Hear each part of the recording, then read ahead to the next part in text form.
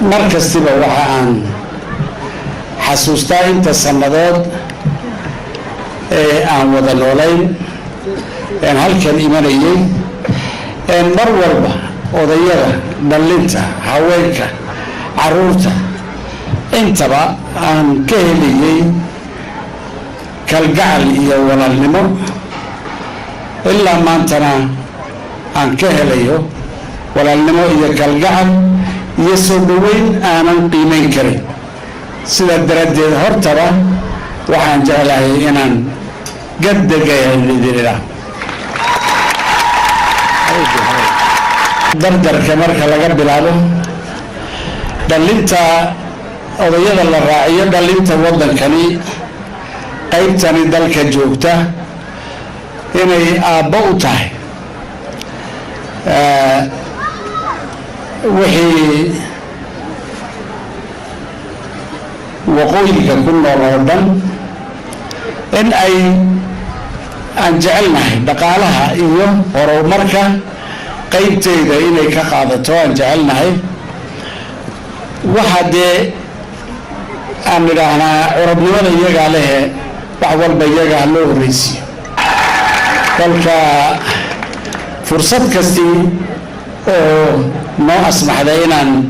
idin soo booqannana annagu ma sii deynee waan soo orodnaa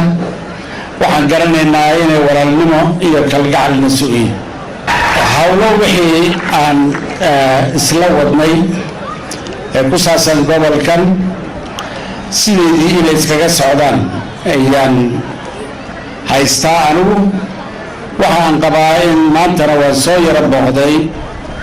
marsada Tajura hawshu inay si habsami u socoto ayaan soo arkay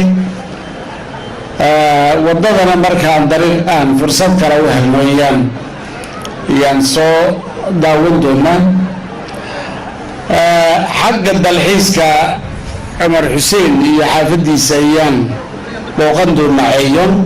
haddii aan la yidhaahdo iminka saddex xoogaa waxaan ku yaro joogsanaynaa waxa aan u nimidnay halkani oo ah in aan ka qayb galno munaasabad qaali ah dadkeennana wax u taraysa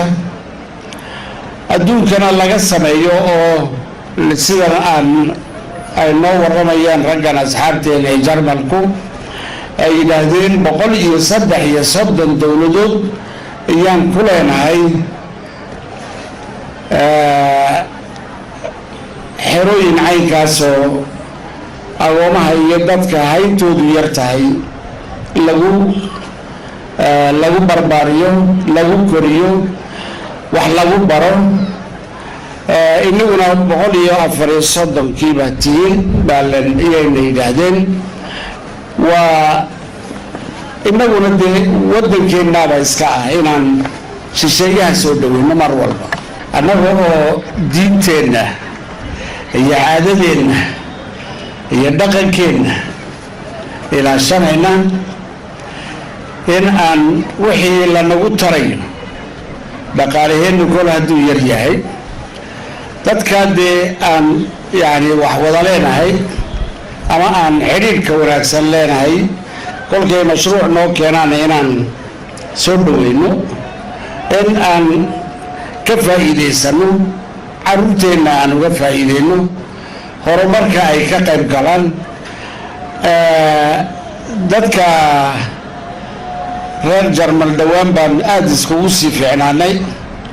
waa kaa safiir baan geynay iyaguna safiir bay noo keeneen taasina xidhiidhkeenna way sii adkeynaysaa iminkana xeradani ama xaruntani iminka la sameeyey caruurta lagu xanaaneynayo iyaga oo hooyooyinkood yani ay la noolaanayaan dhaqankoodii haysanayaan diintoodii haysanayaan ayaan yani bal horumarka ay ka gaadheen 133 dal in aan annaguna bal aragno waxa uu yahay iyo halkuu gaadhsiisan yahay iminkana waxaan leenahay aad baad u mahadsantihiin dankeschön baan leenahay orada reer Jarmal. Assalaamu calaykum waraxmatullaahi